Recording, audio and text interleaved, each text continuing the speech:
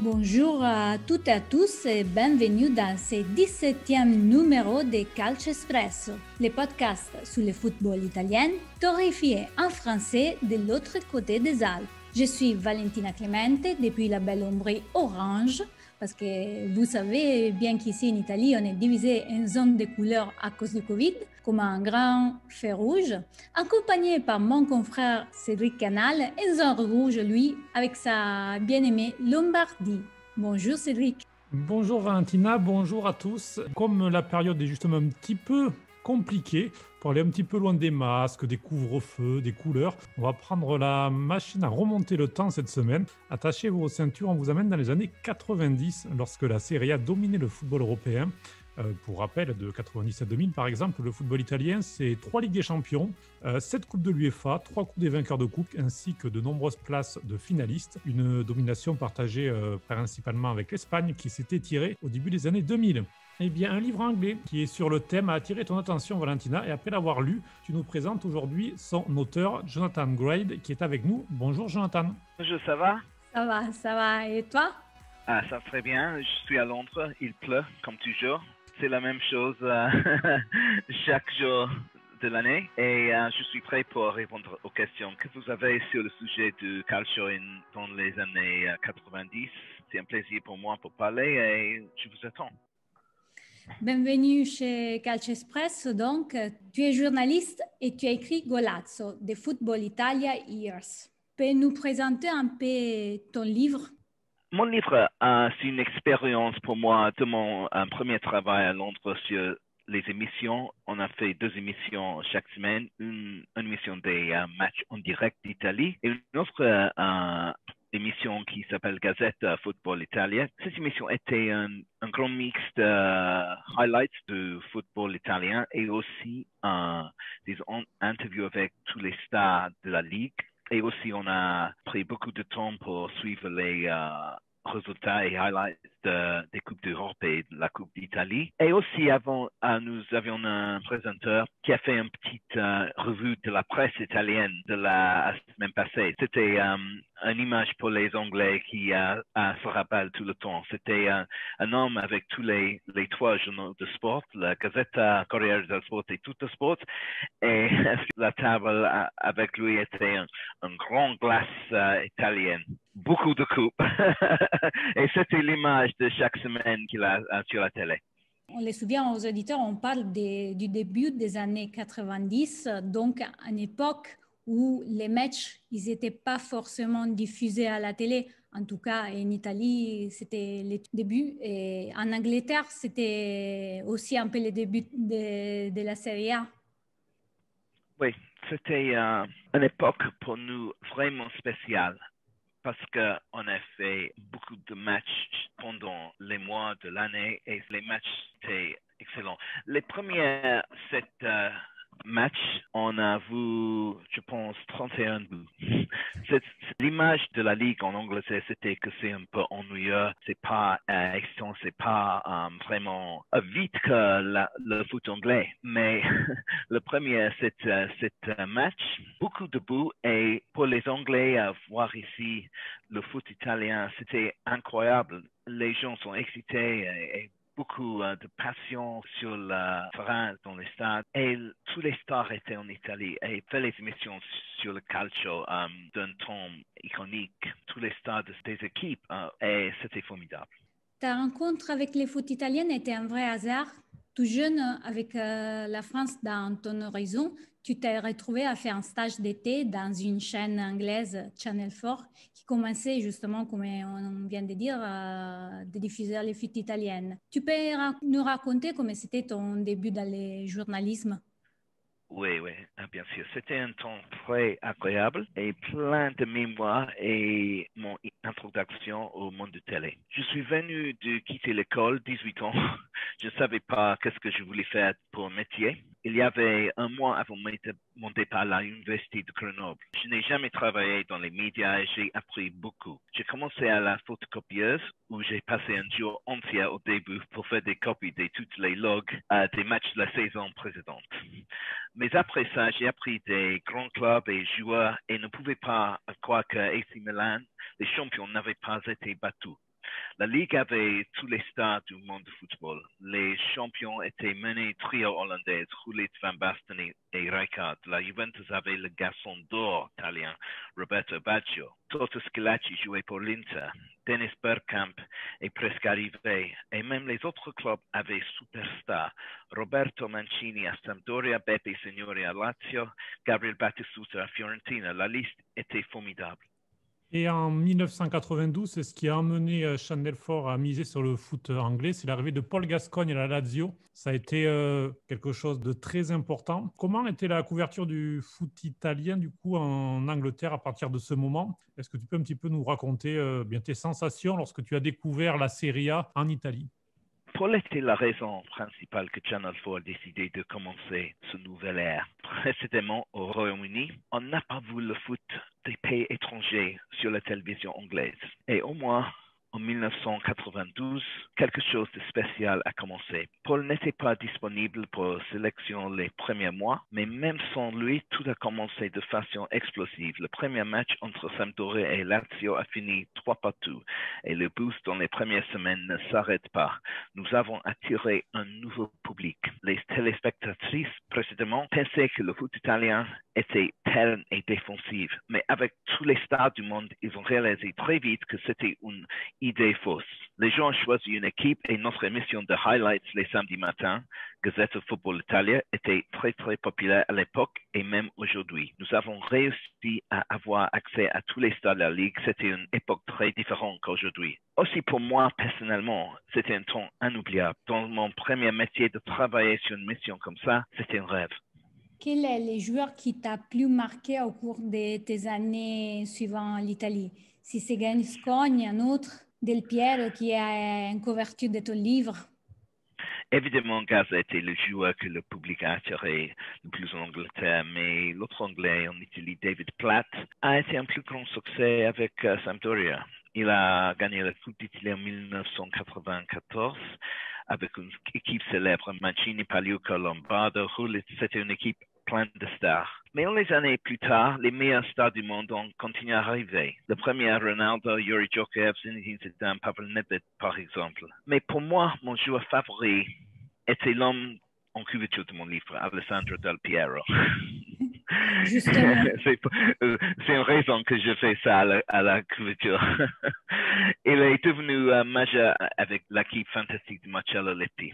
Suivant le départ de Roberto Baggio à Milan, il est le nouveau star de l'équipe. Le futur était comme ça. Il a gagné 3 championnats pendant les années 90 et a joué en 3 finales du Champions League.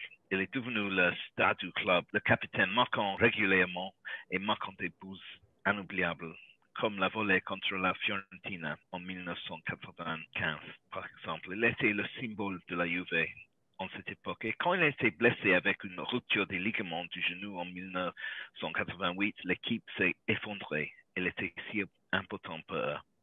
Tu en as cité certaines tout à l'heure. Il y avait beaucoup de joueurs français à l'époque en Serie A déjà. Et on dit parfois que la France, championne du monde en 1998, avait un petit peu cet esprit italien de la gagne, ce bloc défensif. On peut rappeler Lilian Thuram à Parme, Marcel Desailly au Milan, Djorkaeff à l'Inter, Deschamps et Zidane à la Juve, mais aussi Candela à la Roma, Bogossian à la Sampdoria. Qu'est-ce que tu en penses de cette équipe de France qui était à l'italienne? Je pense pour les Français, c'est plein d'attractions Italie parce que la proximité de la France et Italie, particulièrement pour les joueurs au nord de la paix. Après la défaite à Marseille en finale de Champions League, AC Milan a acheté Marcel Desailly, un des stars de l'équipe française. Il avait une période de grand succès avec le club, gagnant 2 championnats et aussi le Champions League, quand le club a battu le Barcelone fameusement 4-0. Son succès était la prélude, je crois que pour tant de joueurs à jouer en Italie. Lilian Thuram a gagné la Coupe UEFA avec Parme avant grand succès avec Juve.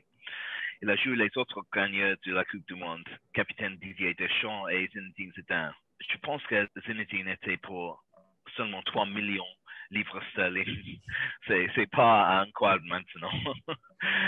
Et après ça, David Trezeguet, qui a marqué le décisif en Euro 2000. Yuri Djokovic était une énorme partie de l'équipe fantastique d'Inter. Il y avait Ronaldo, Zanetti, Zamorano. Mon meilleur mémoire de Yuri, si tu te rappelles, était un incroyable coup de pied aérien contre Rome. Vincent Candela et Alain Bogossian avaient succès, mais pas au même niveau que certains de leurs compatriotes. Un chapitre du livre s'appelle Glory and Pain. De ton point de vue, quels ont été les points plus hauts et les points plus bas de la Serie A des années 90?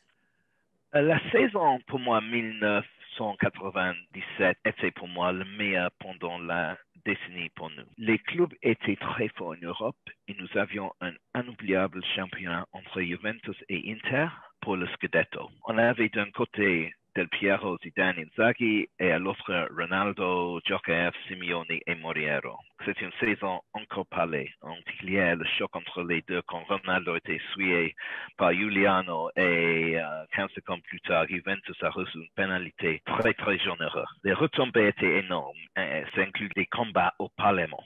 Vers nos derniers rangs du contre le racisme, malheureusement, a devenu un grand problème. Le match en Italie était très déprimant. As-tu une anecdote, un souvenir particulier peut-être qui raconte bien comment était la Serie A à l'époque? Oui, je pensais de cette question parce que j'avais beaucoup de mémoire, mais je pense qu'il y a une mémoire en particulier. On a filmé un tournage au camp d'entraînement de Juventus. Quand c'était fini le football mondial de l'année, un certain Roberto Baggio se promenait à sa voiture et notre présentateur lui a approché, a parlé pour un petit moment et demande une question ou deux. Incroyablement, on a fait une interview de 5 minutes et aussi elle a fait un lien d'ouverture très drôle pour l'émission. On ne peut pas imaginer aujourd'hui la même chose se passe avec Messi ou Cristiano Ronaldo. Ils sont escortés des attachés de presse et agents où qu'ils aient ailleurs. C'est tout à fait vrai. C'est quelque chose dont on va retourner vers la fin de notre podcast. Mais c'est incroyable comme justement le monde du média, de la médiatisation du foot a changé. Désormais, la Première Ligue est le meilleur championnat d'Europe et la Serie A un peu retrait. Mais ce n'était pas le cas dans les années 90. Quelles étaient les différences entre la Première Ligue et la Serie A à l'époque, ou encore la division française, la Ligue 1, si tu suivais un peu? Je pense que le fait que tous les stars de football mondial ont voulu jouer en Italie, c'est la différence. La liste était au-delà de la croyance. Joueurs comme Ronaldo, Baggio, Del Piero, Vialli, Totti, Weah, Shevchenko, Djokovic, Zidane, Deschamps, Bielsa, Signori, Battistuta, Mancini, Asprilla, Zola. Ça continuait encore et encore. Aussi bien que ça, les clubs étaient dominants en Europe. Presque chaque année, un club italien gagnerait la Coupe UEFA. Cette finale du Champions League avait un club italien. La Ligue française, avec le plus grand respect, n'avait pas de force financière comme aujourd'hui. Et pour ça, c'était difficile en général pour les clubs français d'être compétitifs. Je dis ça parce qu'on n'avait pas un Paris Saint-Germain qu'aujourd'hui qui dépense millions et millions d'euros. Et pendant cette époque, il n'y avait pas d'argent, millions et millions, pour toutes les équipes. Après Marseille a gagné la Champions League, c'était beaucoup de problèmes. Après ça, tous les stars de l'équipe ont allé aux autres clubs en Europe. Justement, Jonathan, comment expliquer le déclin du football italien, puisque depuis 2010 et le sacre de l'Inter en Champions League, l'Italie a seulement 2 finales de Ligue des Champions et une d'Europa League, les 3 perdues. Or, on le disait au début, de 1984 à 2003, l'Italie a toujours été dans le top 2 des nations au ranking UEFA et en tête sans discontinuer de 1990 à 99. Il y avait la Juventus, Milan, l'Inter qui étaient régulièrement en haut de l'affiche, mais aussi la Sampdoria, la Roma, la Lazio, ou Naples ou Parme qui ont remporté des trophées européens. Le déclin du football en Italie, c'était les années 1998-19, parce que la Liga et la Premier League étaient trop forts maintenant. Beaucoup de stars partent de l'Italie. Par exemple, Ronaldo et Zidane vont à Real Madrid. La Liga et la Premier League pourraient prendre les meilleurs joueurs avec la richesse des clubs. Ils pourraient payer les salaires énormes. Et aussi, les choses hors du terrain n'ont pas aidé, comme le racisme et aussi moins de personnes étaient au match. Les stades ont devenu plus vides. Ce temps iconique en Serie A touchait à sa fin. Comment était vu Channel 4 au début, au fil des temps en Italie? Était facile de travailler, d'avoir des interviews et comment a changé la production d'un championnat étranger au fil des années? Les clubs italiens étaient assez descendus à donner accès aux joueurs sur notre émission. Le présentateur parlait la langue couramment, quelque chose que c'est bien reçu au club. Comme nous étions une chaîne étrangère, on avait plus flexibilité à demander toutes sortes de questions. Maintenant, beaucoup a changé. Les budgets pour les productions comme les nôtres est beaucoup moins. Et les chaînes maintenant montrent les matchs sans présentateur. Les commentateurs présentent les émissions dans une cabine de voix à Londres. Aussi, une émission comme Gazette ne se passe maintenant parce que les chaînes veulent seulement une émission highlights. Quelquefois, c'est produit en Italie et acheté des chaînes étrangères. Un thème un peu corporatiste pour finir. Dans ta carrière de journaliste, la fin de l'âge d'or de la Serie A a marqué aussi la fin de ton expérience à Channel 4. Aujourd'hui, beaucoup de journalistes font face à des fermetures des médias ou des licenciements dus au contexte économique très difficile en France et dans le monde entier d'ailleurs. Est-ce qu'il y a, selon toi, encore de la marge pour travailler comme tu faisais sur Channel 4 ou en freelance? Je pense maintenant que tout est question de relation avec les clubs. C'est plus difficile d'aller entre agents et officiels des clubs. En année précédente, c'était plus facile et maintenant les clubs sont plus stricts. Les joueurs sont entraînés maintenant comme on parlait aux médias. Ils sont bien enseignés à dire quelque chose. C'est très difficile maintenant pour dire ce qu'ils pensent. Comment est diffusé d'ailleurs actuellement le foot italien en Angleterre? Le football italien est toujours sur la télé, comme les autres ligues de l'Europe. On peut voir la Ligue française, allemande, espagnole, hollandais, toutes les ligues. En football italien, la couverture télévisée maintenant est beaucoup plus de base. En Angleterre, pour les matchs italiens, il n'y a pas de studio ou de présentateurs, seulement les commentateurs à Londres qui présentent aussi, ils multitâchent. Comme pour moi, oui, je suis le championnat, j'aime beaucoup. J'aime regarder les matchs chaque week-end. Je préfère encore le championnat italien au Premier League encore, même si le nouveau en Italie n'est pas ce que pendant les années 90. Et justement, qu'est-ce que tu penses de cette saison? Elle est particulièrement haletante entre le retour de l'AC Milan en tête, l'Inter qui est en forme, la Juventus qui est un petit peu secouée. Qu'est-ce que tu en penses? Oui, je pense que c'est une ligue a beaucoup besoin de notre champion après 9 ans de domination de la Juve. Je pense que c'est la meilleure chose possible, pas seulement pour la Ligue, mais aussi la Juve. Je pense que c'est un peu l'équipe et un nouveau entraîneur et c'est un peu, on dit en anglais, flat. C'est pas la force des années précédentes. La seule raison, comme j'ai dit, est un nouveau champion. Je pense que c'est entre les deux clubs milanais. L'Inter a joué très très bien l'autre nuit contre la Juventus.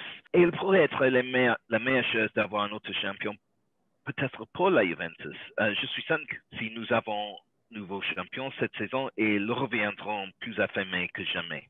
C'est mon opinion, mais je pense que c'est un moment de changement. Et je pense qu'en une interview avec Giorgio Chiellini l'autre soir, il a dit que c'est la fin d'une ère pour la Juve. Je pense que c'est une bonne chose parce que c'est pas bon pour la Ligue si Juventus gagne année par année. C'est assez de gagner pour lui et j'espère qu'il sera un nouveau champion. Mais en mon opinion, s'il y a un autre champion, je voudrais Milan gagner cette année parce qu'ils ont fait une amélioration incroyable des années passées. Tout à fait, parce que d'ailleurs, il faut se souvenir que Pioli il était proche d'être viré et juste avant de reprendre la pente.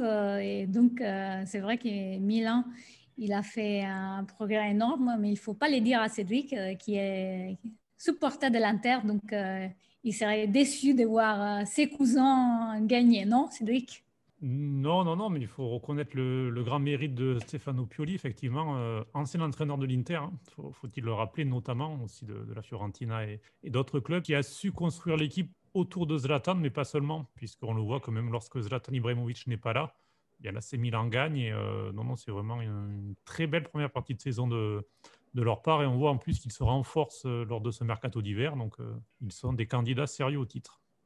Merci donc Jonathan pour ton éclairage. On était ravis de t'accueillir ici. Et on rappelle que ton livre Golazzo pour revivre le football italien des années 90 en anglais est disponible sur Amazon. Oui, c'est vrai, on peut acheter sur Amazon et aussi c'est dans le Kindle Store. Je ne sais pas le prix en euros, mais c'est 10 livres sterling. Parfait. Pour un beau voyage, surtout en ce moment qu'on ne peut pas bouger, ça me semble un prix plus qu'acceptable. Merci beaucoup pour entendre mes mémoires de cette époque. J'aime beaucoup parler des années parce que pour moi, c'était mes années plus agréables dans le travail et c'était une ligue incroyable dans ces années. Merci. Merci beaucoup, Jonathan. Si lancia da solo Lazzari, poi dentro per Akpakpro, centrale ancora il suggerimento, la palla passa per Luis Alberto che arriva alla conclusione. Luis Alberto 3-0. Bastoni fa una cosa pazzesca e mette Barella davanti alla porta. Barella in contropiede a 2 tocchi, l'Inter raddoppia, ancora le mezze ali, stavolta è Barella che fa 2-0 per l'Inter. Et c'est parti pour notre espresso. Et tu sers la première tasse cette semaine, Valentina. Oui, parce que je vais saluer le tour de Mandzukic en Serie A. Je dois dire, je m'étais préparé un peu avant sur ce sujet-là, avant l'officialisation de l'AC Milan. Et j'avoue que j'étais un peu déçue de son départ en sourdine pour un championnat mineur et le retrouver aujourd'hui à nouveau en Serie A, c'est quand même une bonne nouvelle. S'il y avait bien un joueur que j'aurais aimé prendre à la Juve pour mon Napoli, c'était lui, car il représente bien le concept des cazzimma, qui est souvent utilisé dans les vocabulaires napolitains. Donc, je suis très curieuse de les voir l'œuvre à nouveau dans notre championnat. Sinon, on vous a vu réagir pas mal sur les changements de nom de l'Inter. Ce n'est pas Cédric? Oui, c'est vrai, le FC International Milano qui deviendra Inter Milano. La Gazzetta dello Sport l'a annoncé ce lundi matin au milieu d'articles sur le succès des Nerazzurri 2-0 face à la Juventus. Alors, on ne connaît pas exactement les détails. Le nom de la société devrait rester celle de la création en 1908, à savoir FC International Milano. Ce serait seulement au niveau marketing que Inter Milano prendrait vraiment le dessus, ainsi qu'un nouveau logo qui mettrait réellement en avant les lettres I et M, alors que Sony a ouvert la porte à une vente partielle ou totale de ses parts du club et que le projet de nouveau stade à San Siro, même s'il a pris du retard, est toujours d'actualité. C'est un petit peu toute l'identité du club qui se trouve un petit peu secouée actuellement. Ce n'est pas nouveau. On prend l'exemple de la Juventus qui a changé de stade en 2011 et de logo en 2017 pour poursuivre sa croissance à l'international. L'ironie, c'est que l'Inter se passe de son nom international pour conquérir l'international. Tout à fait, c'est quelque chose d'assez bizarre et je veux dire, nous en Italie, on l'a appelé toujours Inter simplement. Quand je suis arrivée en France, c'était Inter Milan. Donc, pour la France, ça ne change pas beaucoup au niveau des sons aussi pour appeler les Nerazzurri. Exactement. Et puis juste pour finir, un mot sur Roberto D'Aversa qui est de retour à Parme depuis 10 jours. Pour rappel, l'entraîneur avait été remercié en fin de saison passée. Arrivé en 2016 alors que le club était en série C, il a porté Parme en série A avec 2 montées de suite avant d'assurer le maintien, 2 saisons de rang sans trop de difficultés. Quand une fin de cycle et Fabio Liverani l'avait remplacé et devait porter un projet plus ambitieux dans le jeu et surtout dans les résultats voulus par le président Kyle G. Klaus. Mais la grève n'a pas pris et donc D'Aversa est revenu pour sauver le club qui est dans la zone des relégables. Et le nul contre Sassuolo ce week-end a montré déjà la patte de l'entraîneur avec un retour au 4-3-3, un bloc compact et solidaire. Et voilà, on est arrivé à la fin de notre 17e numéro de la saison. Et j'espère que vous avez apprécié ces petits voyages en arrière et en Angleterre pour parler de la Serie A. Vous pouvez donc réagir à ces sujets ou nous contacter sur contact@calcioespresso.com. Et vous pouvez retrouver nos épisodes précédents et nos articles sur le site calcespresso.com et nos podcasts sur les principales plateformes comme Spotify, Apple, YouTube, Amazon, etc. Vous pouvez aussi nous suivre sur les réseaux sociaux, Twitter, Facebook, Instagram ou Telegram. Et puis également, cette semaine, nous avons le plaisir pour la première fois d'être diffusé sur Radio Grand Air qui nous rejoint. On est très heureux de trouver une place dans leur grille des programmes. On remercie Christophe Bouillac qui a créé cette radio et qui la développe pour sa confiance. Donc tous les vendredis à 18h avec une rediffusion le dimanche à 11h.